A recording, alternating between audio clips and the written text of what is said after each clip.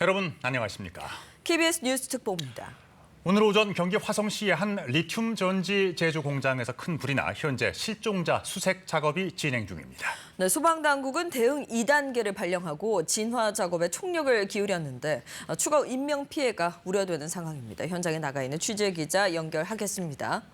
네, 최혜림 기자, 현장 상황 어떻습니까? 네, 공장 안에서 실종자 수색 작업이 시작된 지 3시간 반 만에 시신 수습이 모두 마무리됐습니다. 불이 난 시각은 오늘 오전 10시 반쯤, 큰 불은 4시간 반 만에 잡혔지만 여전히 잔불 진화 작업이 진행되고 있습니다. 이 불로 지금까지 작업자 22명이 숨지고 8명이 중경상을 입었습니다. 화재 이후 연락이 끊긴 실종자 21명이 모두 숨진 채 발견된 겁니다. 전체 사망자 22명 가운데 20명은 외국인, 2명은 한국인입니다. 외국인 사망자는 중국인이 18명, 라오스인이 1명이고 1명은 확인되지 않았습니다. 숨진 근로자들은 화재가 시작된 공장 2층에서 발견됐습니다. 화재 당시에 이 공장에선 모두 102명이 일하고 있던 것으로 추정되는데 1층에서 작업 중이던 근로자들은 화재 직후 모두 자력 대피했습니다. 현재 근로자 1명이 연락이 되지 않아 구조대는 다시 공장 내부를 수색하고 있습니다. 네, 이런 인명 피해 우려 때문에 소방당국도 대응 단계를 빠르게 올린 것 같은데요. 네, 그렇습니다. 소방당국은 화재 발생 20여 분 만에 대응 2단계를 발령했습니다. 불이 난 공장이 리튬 전지 제조 시설이라 일반적인 진화 방식으로 온 불을 끄기가 어려웠기 때문입니다. 소방당국은 리튬 배터리 완제품을 검수하고 포장하는 작업을 하던 중 배터리에서 폭발음이 났다는 진술을 확보했습니다. 공장 안에는 리튬 전지 3만 5천 개가 있었던 거로 파악됩니다. 전지가 연쇄적으로 폭발해 진입이 어려워서 수색 작업은 큰 불이 잡히고 나서야 진행할 수 있었습니다. 아직 불이 완전히 꺼진 상태는 아니라서 공장 주변과 인근 도로는 여전히 진입이 통제된 상황입니다. 화성시는 재난 문자를 통해 인근 주민들에게 외출을 자제하고 창문을 닫아두는 등 안전에 유의해달라고 밝혔습니다. 지금까지 경기 화성 화재 현장에서 KBS 뉴스 최혜림입니다. 자, 이어서 이번엔 시청자 여러분께서 KBS에 보내주신 제보 영상들 보시겠습니다. 이유민 기자가 보도합니다.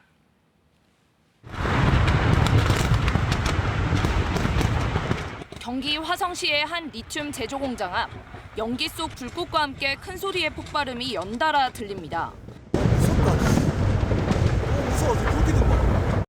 연기가 엄청 이제 많이 치솟았거든. 옆으로 지나갈 때는 이제 배터리 그게 이제 터지더라고요. 막 이렇게 푹 터지듯이. 바로 옆 동에서 일하던 근무자도 불이 난 공장의 폭발음을 들었습니다. 팝콘 튀긴다는 소리 있죠? 파라락 튀는 소리요. 탁탁 튀다가 나중에는 막 연쇄 폭발처럼 다다다닥 튀더라고 계속이요. 현장 연기도 색이 바뀌면서 끊임없이 치솟았다고 설명했습니다. 처음에는 회색 비슷하게 나다가 나중에 검은색 연기도 나고 갑자기 하얀색 연기도 바뀌고 그러더라고 연기가. 공장 근처에 살고 있는 주민에게도 폭발이 느껴질 정도로 계속됐습니다. 창문이요 닫아놓는데 그게 중간에 한번 뭐 펑펑 터지는 소리가 나면서도 그 창문이 울리더라고요. 한번 문도 쾅 소리도 나고. 시꺼먼 연기와 폭발이 이어지면서 KBS에는 시청자들의 제보가 오후에도 계속 이어졌습니다. KBS 뉴스 이유민입니다. 지금도 현장에서는 화재 수습 작업이 진행 중인데요. 소방청의 방금 전 6시 30분쯤 브리핑 내용 들어보시겠습니다. 아까 전에 말씀드렸던 그 실종자 수색 작업을 16분까지 말씀드렸죠. 현재 최초 사망자 1명을 포함해서 실종됐던 사람은 21명 해서 22명에 대해서 현재 모두 그 구조 작업이 끝나서 수습을 해가지고 그 장례식장으로 이송이 된 상황이고요. 거기서 이제 마무리를 하려고 했는데 회사 관계자에 의하면은 한 명이 연락이 안 되는 사람이 또 추가로 생겼다고 해요. 한 명이. 근데 그 한 분이 단순히 연락이 안 되는 건지 아니면 저 건물 안에 있었는지는 확인이 안 되는 상황입니다. 해서 지금 구조대원들이 다시 한번 건물 내부를 몇 차례에 걸쳐가지고 수색을 할 예정이고요. 현재까지 집계된 최종 사항은 사망 22명, 중상 2명, 경상 6명입니다. 해서 총 30명의 사상자가 발생했고요.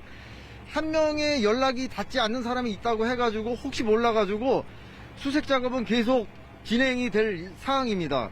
그런 상황이고, 현재 그 정확한 그 사망하신 분의 인적 사항은 아까도 말씀드렸지만 조금 훼손 상태라든가 이런 게 심하게 소사가 되신 분들이 있어가지고 확인이 안 되는데, 현재까지 나온 것만 따지면은 일단 그 남성, 여성 정도만 이렇게 구별이 가능한 정도라고 하더라고요. 실질적으로 그분들에 대한 인적 사항이 나오기 위해서는 조금 더 뭐 DNA 조사라든가 이런 게 필요할 것 같습니다. 그리고 실종자 아까 포함해서 사망자들의 22명에 대해서는 중국 국적이 18명이고요.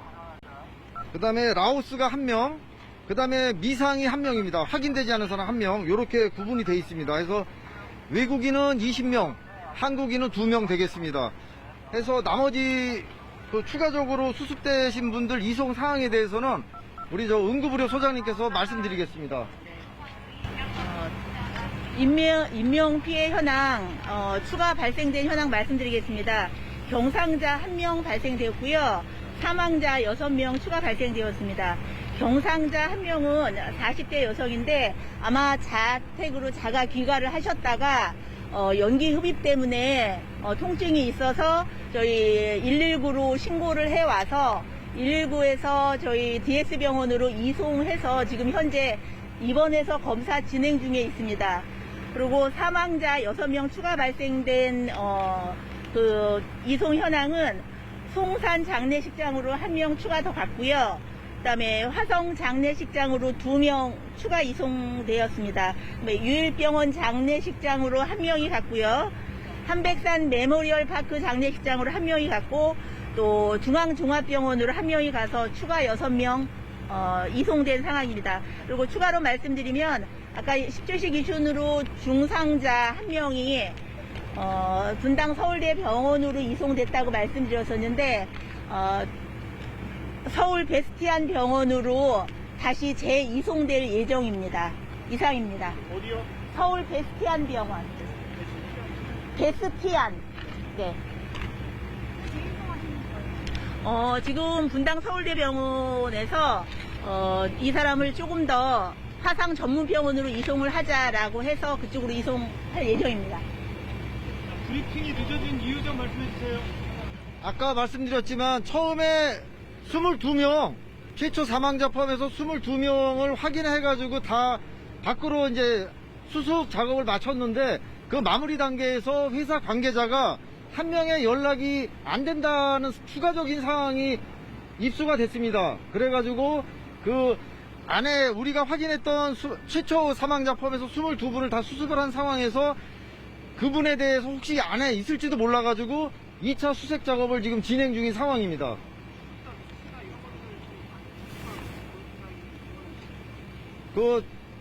일단 그 건물 내부는 1158제곱미터가 되겠고요. 2층 면적만 1158m가 되겠고, 예, 평수로 따지면 약 한 350평 정도 되는 겁니다. 2층이.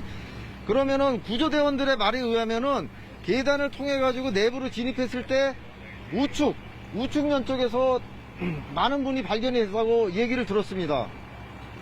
거기가 비상 계단이 있는 곳. 계단을 타고 들어가서 오른쪽 편이요.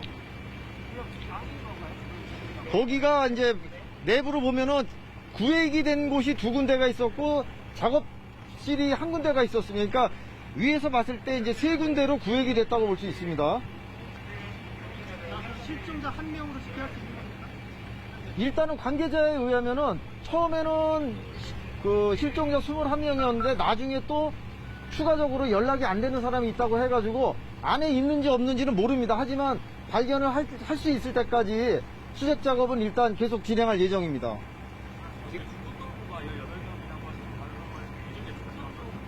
그것까지는 확인이 안 됩니다. 지금 희생자들 외노자분들이 일용직이신가요? 아니면 정직원이나 아니면 임시직 직원들인가요? 그런 거 확인하셨나요? 정확히 확인할 수 없습니다. 현재까지는.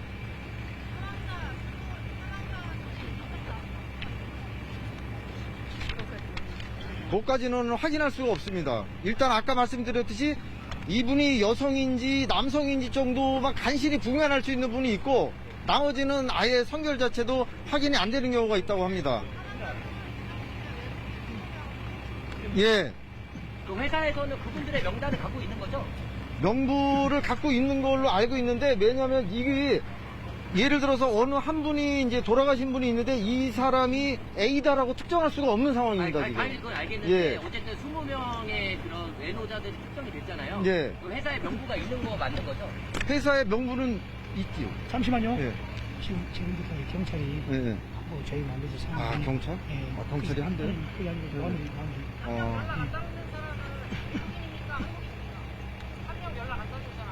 그거는 확인해 보겠습니다. 그렇게. 일단은 요까지 마치고요. 일단 그 한 분이 이 건물 내에 있는지 여부도 지금 정확히 확인은 안 돼요. 연락이 단지 안 되는 상황이고요. 그분이 이제 회사 쪽에 일하는 관계자이긴 한데, 근로자이긴 한데, 어디 타 지역에 가 있는지 아니면 연락 자체가 안 되는 건지 아니면 건물 안에 있는지는 우리 소방대 구조대가 내부에 들어가서 계속 수색 작업을 진행할 예정입니다. 마지막 하나만, 예. 위치 추적을 해도 확인이 안 돼요. 6명이 발견된 게 추가로 발견된 게 예. 이분이 16명이 있는 주변인가요? 아니면 별도의 도서가 됩니까? 그것까지는 확인해드리기 어렵고 어쨌거나 2층 내에서 전부 발견이 됐습니다. 최초로 위치 추적 예. 이상으로 얘기 마치고요. 중국인 노동자 수 다시 한번 말씀해 주시겠어요? 중국인 노동자 수요. 18명이요. 그 확신 그거는 이제 회사 관계자를 통해서 예 그런 얘기입니다. 명부가 확실히 있는 거죠? 회사에는 확인은 있을 아직 거예요. 예, 예. 힘들지만 이상 불입하시고 또 추가 사항은 또 추가 사항은 저기 그 나중에 저 한 분의 실종자가 진행되는 거에 따라서 말씀을 드릴게요. 지금 뭐 앞으로 몇 시에 한다고는 지금 말씀 못 드릴 것 같아요. 얼마나 걸릴지 몰라요. 이상입니다. 사망자 몇 명, 부상자 몇 명, 현재까지 사망자 22명, 중상자 2명, 경상자 6명이요. 한 명이 실종자기 몇 명이에요? 한 명 실종자요? 현재 그 실종자도 관계자에 의해 가지고 지금 연락이 안 닿는다 그래가지고 혹시나 건물 안에 있을까 싶어가지고 수색 작업을 하고 있는 상황입니다. 희생자 가족분들한테 연락이 된 상태인가요? 그거는 화성시 대책위원회 쪽으로 문의를 해주시면 될 것 같아요. 이상입니다. 여기 몇 명이에요? 지금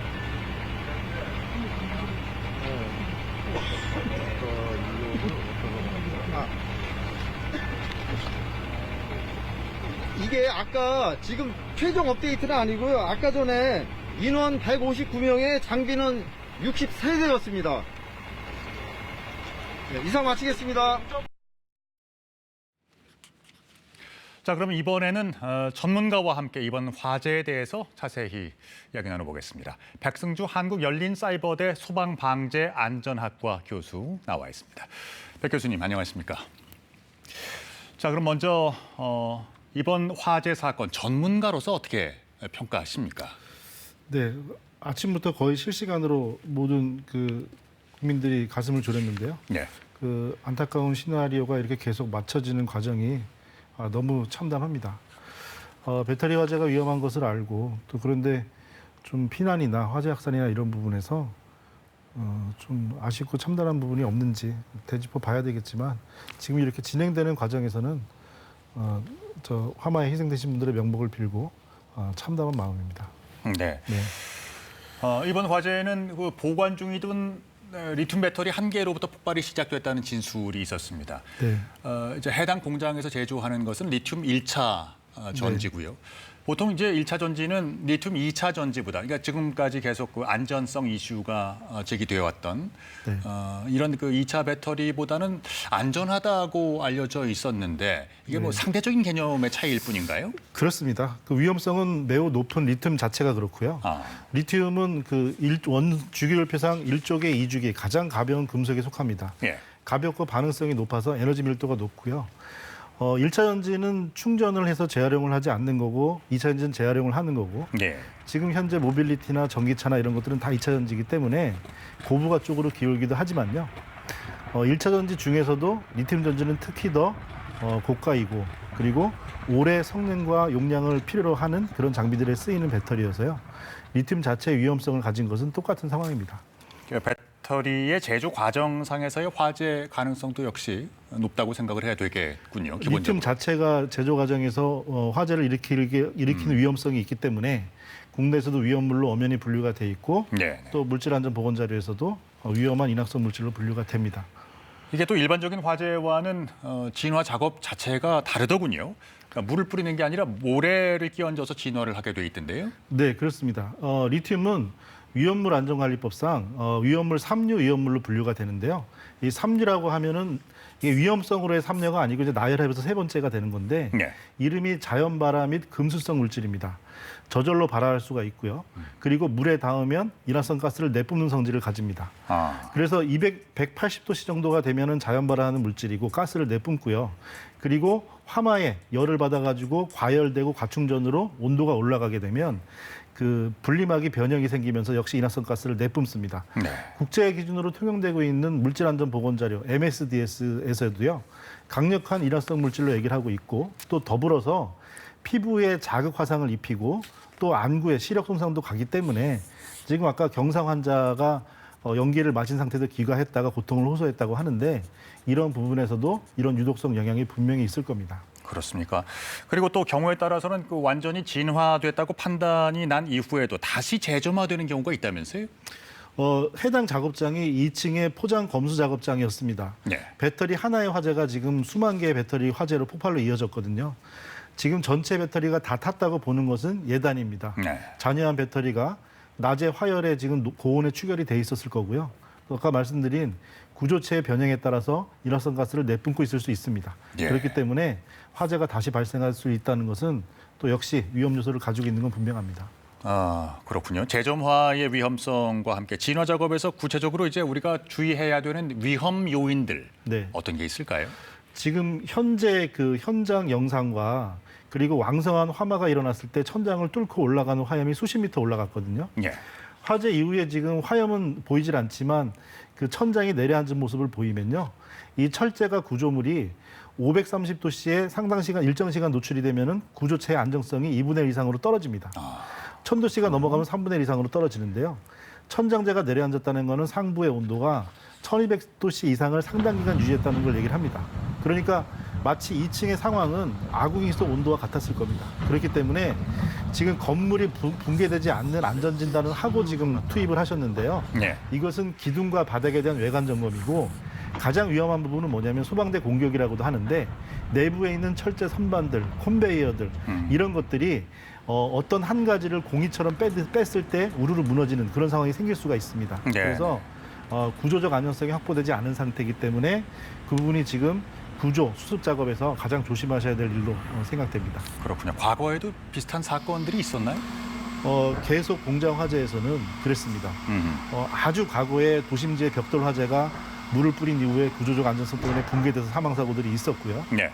지금 그 철골 구조 건축물은 철근 콘크리트 건축물보다 강도가 비슷하지만 화열에 노출됐을 때 구조적 강도가 2분의 1, 3분의 1 급격하게 떨어집니다. 그렇군요. 그렇기 때문에 그에 따른 그 소방대 인사사고, 면목사고도 많으셨기 때문에 분명히 그렇게 작전 절차를 가지고 계시겠지만 예. 적극적인 지금 투입보다는 거점을 하나씩 확보해 나가는 거점 확보형으로 진압 작전을 펼치실 그럴 필요가 있습니다. 특히나 이번 화재에서도 우리가 목도를 했습니다만 이런 리튬 배터리 화재에 대비해서 우린 평소에 어떤 대책을 마련해 두어야 할까요? 네, 지금 리튬 화재 우리가 이제 문명의 이기로 여러 가지 사용하는 것들 중에서는요. 네. 그 상업적 이익이나 편의성에는 집중하지만 그 피해를 방어하는 데는 사실 적극적이지 않습니다. 미세먼지가 그렇고 성면들이 그랬습니다.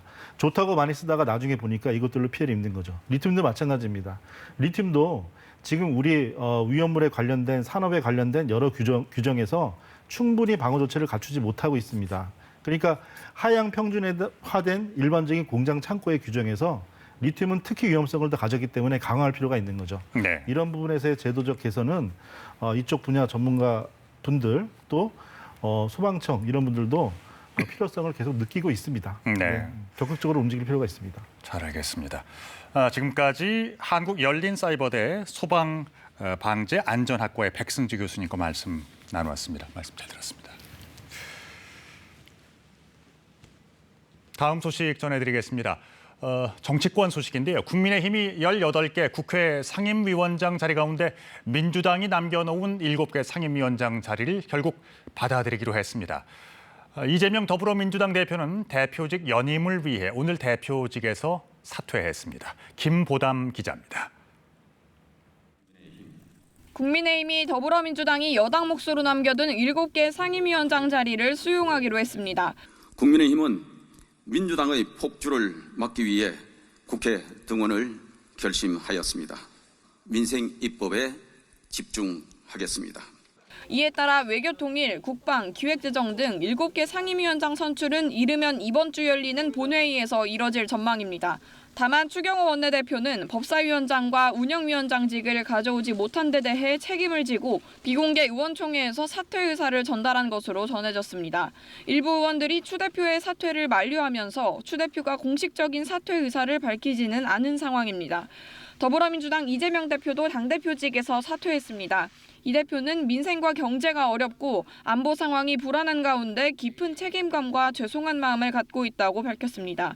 이어 향후 거취를 조만간 결정할 것이라며 사실상 대표직 연임 도전을 시사했습니다. 아무래도 출마를 하지 않을 것으로 확정했다면 사퇴하지는 않았을 것 같습니다. 민주당의 당원 당규를 보면 당대표나 전당대회 선거에 출마하는 후보자들은 후보자 등록 전까지 모든 당직을 사퇴해야 합니다. 오는 8월 열리는 민주당 전당대회까지 이 대표의 직무대행은 박찬대 원내대표가 맡게 됩니다. KBS 뉴스 김보담입니다. 북한이 최근 4차례에 걸쳐 1,600여 개의 오물 풍선을 살포했는데요. 정부가 그 내용물을 분석해봤더니 누더기 옷에 기생충까지 북한 내부의 열악한 생활 모습을 엿볼 수 있는 오물들이 다양하게 발견됐습니다. 유호윤 기자입니다.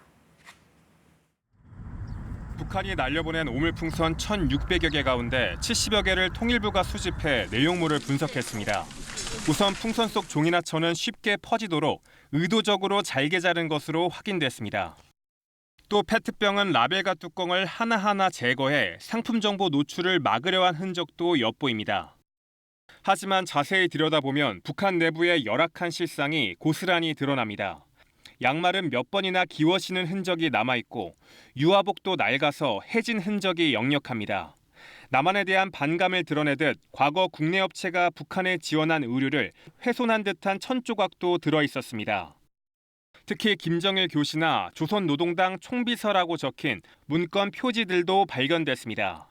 북한 형법상 수령교시 문건을 훼손하면 최대 사형이지만 오물에 섞여 날아온 겁니다. 실수일 가능성이 크지만 김씨 일가 우상화가 예전 같지 않다는 걸 보여준다는 분석도 나옵니다. 북한 주민들도 부끄러워할 저급하고 기괴한 오물 살포를 당장 중단할 것을 촉구합니다. 통일부는 오물풍선 속에 있던 퇴비가 섞인 토양을 분석한 결과 인분에서 나온 것으로 추정되는 기생충도 확인됐다고 밝혔습니다. 다만 오물풍선에 담긴 토양은 소량이고 군에서 수거한 뒤 관리했기 때문에 감염병 위해 요소는 없는 것으로 판단된다고 밝혔습니다. KBS 뉴스 유호윤입니다. 내일은 6.25 전쟁이 일어난 지 74주년이 되는 날입니다. 2019년부터 정부는 전쟁에 참여해서 공을 세우고도 기록 확인이 되지 않아 국가적 예우를 받지 못한 이들을 찾는 사업을 진행하고 있습니다. 40여 년 전 숨진 아버지가 6.25 전쟁 참전 용사였다는 사실을 뒤늦게 알게 된 가족들을 안승길 기자가 만나봤습니다. 1950년 6월 28일 남침 사흘 만에 한강을 넘으려는 북한군과 마가선 국군 사이에 치열한 전투가 벌어집니다. 노량진과 영등포 일대에서 엿새간 벌어진 한강 전투. 이를 통해 국군은 미군이 참전할 시간을 확보할 수 있었습니다. 한강 전투에 참전했던 당시 19살 구남태 상병. 40여 년 전 세상을 떠난 구상병이 화랑 무공 훈장을 받게 됐습니다. 한강 전투에서 포탄 발견과 간첩 체포, 북한군 작전 파악 등의 공이 인정된 겁니다. 우리 아버지가 이렇게 했다는 것도 뿌듯해지고 또 몰랐던 사실을 알다 보니까 좀 뭉클했습니다. 하지만 가족들은 고인의 6.25 전쟁 참전 사실조차 몰랐습니다. 고인이 전혀 알리지 않았기 때문입니다. 뒤늦은 국가의 예우가 기쁘고 감사하면서도 너무 늦게 고인의 삶을 알게 된 회한도 교차합니다. 그때 당시에 알고 못 알고는 삶이 다르다고 생각해요. 저는 마음가짐도 틀릴 것이고 방향 자체도 다를 것 같아요. 삶의 방향이. 40대의 남편을 보내고 홀로 5남매를 키운 아내는 어느덧 구순을 바라봅니다. 동생이고 누구 그냥 그렇게 인정이 많아요. 내가 책임을 취할 것 아니오. 내가 자식들 먹이하고 갈치하고. 고 군함대 상병처럼 전쟁에 참전하고도 아직 제대로 예우받지 못한 군인들은 2만 명이 넘습니다. KBS 뉴스 안승기입니다. 해외 밀매 조직의 마약 밀수 수법이 갈수록 교묘해지고 있습니다.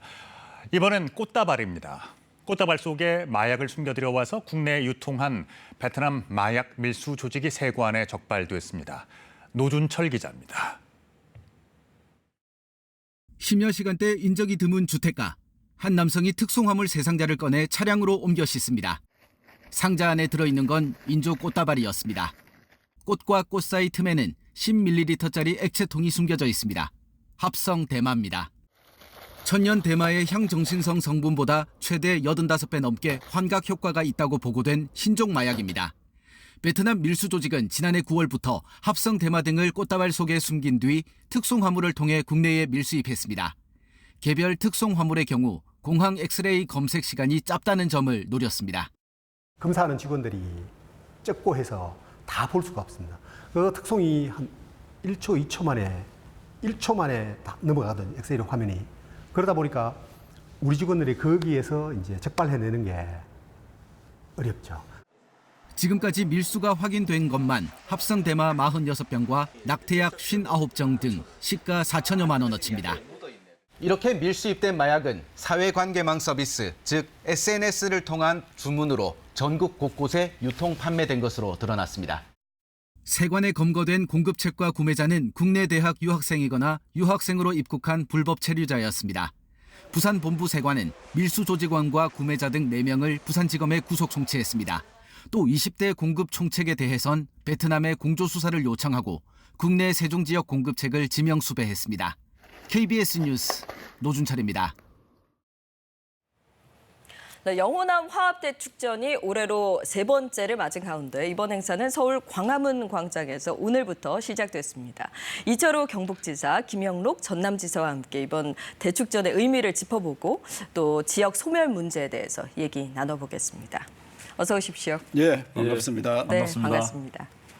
네, 영호남 화합대축전 이번이 3번째로 알고 있습니다. 먼저 이철우 지사님께 여쭤보겠습니다. 예. 처음에 이 행사를 어떤 이유로, 어떤 계기로 시작하셨는지 궁금한데요. 예, 우리나라는 뭐 조선 이전부터 인구 통계가 없었어요. 대한민국 수립되고 49년도에 인구 통계를 냈는데 경상도 32%, 전라도 26%였습니다. 거의 60% 가까이가 경상도, 전라도인데 지금은 인구가 다 경상도, 전라도로 많이 줄어들고 특히 경북과 전남이 원조 지역인데 두 지역이 소멸 지역으로 바뀌고 있습니다. 네. 그래서 이 안타까움을 둘이 화합해서 지방시대를 열자. 이래서 네. 먼저 22년도 시작했습니다. 네. 근데 첫 해는 이제 도청에서 했던 거, 새마을광장에서 했던 것으로 기억을 경상북도 하고요. 도청. 네. 그리고 예, 도청에서. 두 번째는 순천만에서 했는데 이제 3번째는 서울에서 개최를 하시는 건데 특별한 이유가 있을까요? 국민 대화합을 차원에서는 영원합 화합이 첫 번째 가장 중요한 부분 아니에요. 그렇기도 하고 우리가 1회 2회 성공적으로 했으니까 서울 가서 자랑도 한번 하자. 이렇게 해서 네. 서울에서 하게 됐습니다. 그다음에 또 한 가지 더 말씀드린다 하면은 이제 서울은 정말 모든 것이 중심이고 모든 걸 빨아들이는 블랙홀처럼 항상 지금 잘 돼가고 있잖아요. 경북, 전남은 서로 어깨동무해하고 되는 그런 지방소멸 위기 지역이란 말이에요. 그래서 그런 부분도 서울에 와서 한번 좀 이야기하면서 중앙과 지방이 상생하는 것도 네. 이제 영원함 상생만큼 중요하다. 그런 뜻이 있습니다. 네, 자랑이 좀 확실히 되고 있는 것 같습니다. 네, 그러면은 영호남을 벗어나서 처음 타 지역에서 열리는 행사인데요. 그럼 그 이전과 비교했을 때 좀 차별점이 있을까요? 물론 여기에서는 이제 영호남 지역 출향 인사들이 많이 올 겁니다. 네. 그분들이 오고 또 서울 시청 광장이니까 지나가는 관객들도 많을 거고 서울 시민들도 많이 올 네, 건데 그렇죠. 차이점은 손님이 좀 더 많아질 거다.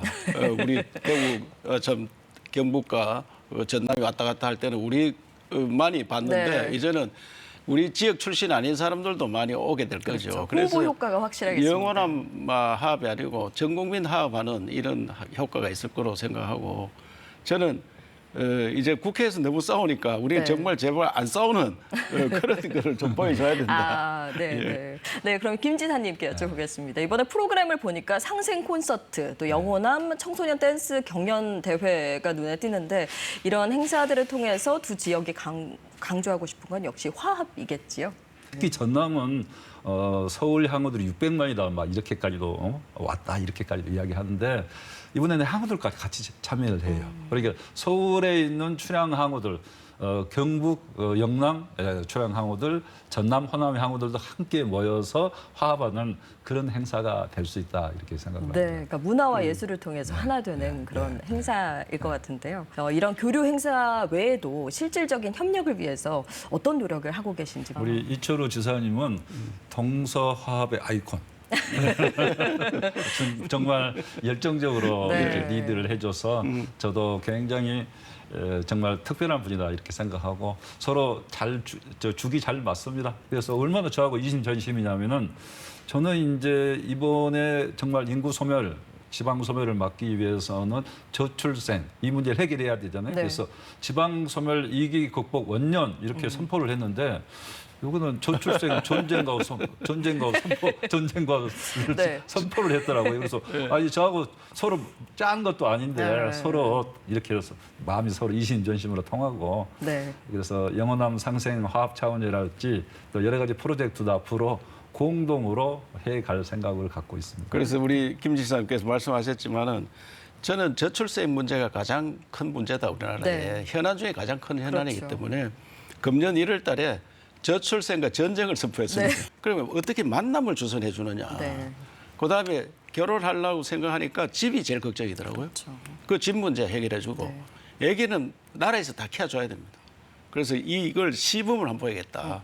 그래서 모델을 한번 만들어서 전국에 확산하겠다 하는 게 제 정책입니다. 지역에서 선의의 경쟁을 하셔서 서로 더 좋은 정책을 내놓으시는데 사실 지역의 문제만은 아니기 때문에 그 지원책이 좀 필요한데 어떤 지원이 좀 부족하다라고 목마른 사람 샘 판다고 그래서 전남이나 경북이나 소멸 지역이 가장 많습니다. 네. 돈은 중앙정부에서만 지원하고 지방정부에서는 현장에 맞는 정책을 펴도록 네. 지원을 해달라. 그래서 그 지원은 공동 육아할 수 있어야 됩니다. 이제 저희 전라남도 같은 경우는 이제 이런 저출산 문제를 비롯해서 지방 소멸 위기 극복을 어떻게 할 거냐 일을 열심히 하겠다 이렇게 해서 나섰는데 일을 열심히 하려고 보니까 모든 권한이 중앙에가 있지 않아요. 예를 들면 해상풍력 허가권도 중앙에 있지만 우리 전라남도를 이관을 해주세요. 그런 거 아까 뭐 이를테면 출생수당도 우리가 만드는데 중앙이 협의를 거쳐야 만들 수 있어요. 왜 그걸 협의를 거쳐야 합니까? 우리가 열심히 하겠다는데 지금은 자체는 성금회가 도지사만 뽑아놓고 그 권한은 다 중앙에서 지고 있습니다. 그렇기 때문에 이 권한을 다 내려달라 하니까 대통령께서 권한을 다 주겠다. 그러면 대구 경북 통합에서 완전 자치가 이루어지고 재정 자립이 올라가면은 다른 시도에도 전부 다 따라올 걸로 생각합니다. 우리 정치가 이렇게 두 분처럼 화합을 그리고 또 선의의 경쟁을 계속 해나가길 바라면서 오늘 축제도 잘 치러지길 바라겠습니다. 오늘 말씀 감사합니다. 감사합니다. 네, 국민들의 기부금을 모아 의미 있는 보훈 사업을 하는 모두의 보훈 누리집이 이번 주 열립니다. 기부자가 사용처를 지정할 수 있는 지정 기부와 비슷한 제도로 기부자 만족도를 높인다는 건데요. KBS와 국가보훈부가 보훈 기부 문화 확산을 위한 업무 협약을 체결했습니다. 김덕훈 기자입니다. 오는 27일 공개 예정인 모두의 보훈 누리집입니다. 일상 속 살아있는 보훈이라는 구호를 내건 최초의 공적 보훈 기부금입니다. 독립운동가, 참전용사, 국민의 생명과 안전을 위해 희생한 군인, 경찰, 소방 공무원 등 국가 유공자를 위한 기금입니다. 정기 기부, 기업, 단체 후원 등 여러 방식의 기부가 가능한데 눈에 띄는 것은 지정 기부 방식입니다. 기부자가 돈의 사용처를 지정할 수 있어 기부 효능감을 높일 수 있을 것이라는 게 보훈부 판단입니다. 다만 천안함 피격, 연평해전 등 시민들에게 널리 알려진 사건에만 기부금이 몰릴 가능성도 있습니다. 보훈부는 별도의 기금 운용위원회를 통해 편중이 없도록 기부금을 배분할 방침입니다. KBS와 보훈부는 생활 속 보훈문화 확산을 위한 협약을 체결했습니다. 연말 불우이웃 돕기 모금 방송과 같이 호국 보훈의 달인 6월마다 보훈 모금 방송을 하기로 했고, 북한과의 교전, 인명구조 중 순직이 발생하는 경우 KBS 자막 방송 등으로 모금을 독려하기로 했습니다. 해당 협약식에는 모두의 보훈 첫 기부자 4명도 참석했습니다. 우리의 일상에 함께하는 고마운 님들의 모습을 끊임없이 기억하는 것이 우리 모두의 기도입니다. 보훈부는 올해까지 모두의 보훈 누리집을 시범 운영한 뒤 보완을 거쳐 내년부터 본격 활용할 계획입니다. KBS 뉴스 김덕훈입니다. 네, 그럼 다시 큰 화재로 인명피해가 발생한 경기도 화성시의 리튬전지 제조 공장. 새로 들어온 소식 없는지 화재 진화 현장 연결해 보겠습니다. 최혜림 기자, 지금 현장 상황 어떻습니까? 네, 공장 안에서 실종자 수색 작업이 시작된 지 3시간 반 만에 시신 수습이 모두 마무리됐습니다. 불이 난 시각은 오늘 오전 10시 반쯤. 큰 불은 4시간 반 만에 잡혔지만 여전히 잔불 진화 작업이 진행되고 있습니다. 이 불로 지금까지 작업자 22명이 숨지고 8명이 중경상을 입었습니다. 화재 이후 연락이 끊긴 실종자 21명이 모두 숨진 채 발견된 겁니다. 전체 사망자 22명 가운데 20명은 외국인, 2명은 한국인입니다. 외국인 사망자는 중국인이 18명, 라오스인이 1명이고 1명은 확인되지 않았습니다. 숨진 근로자들은 화재가 시작된 공장 2층에서 발견됐습니다. 화재 당시에 이 공장에선 모두 102명이 일하고 있던 것으로 추정되는데 1층에서 작업 중이던 근로자들은 화재 직후 모두 자력 대피했습니다. 현재 근로자 1명이 연락이 되지 않아 구조대는 다시 공장 내부를 수색하고 있습니다. 네, 22명의 사망자가 확인된 건데 이 소방관들이 진화 작업 도중에서 다치지 않을지 그런 안전 걱정이 좀 됩니다. 네, 그렇습니다. 소방당국은 화재 발생 20여 분 만에 대응 2단계를 발령했습니다. 불이 난 공장이 리튬 전지 제조 시설이라 일반적인 진화 방식으론 불을 끄기가 어려웠기 때문입니다. 소방당국은 리튬 배터리 완제품을 검수하고 포장하는 작업을 하던 중 배터리에서 폭발음이 났다는 진술을 확보했습니다. 공장 안에는 리튬 전지 3만 5천 개가 있던 걸로 파악됩니다.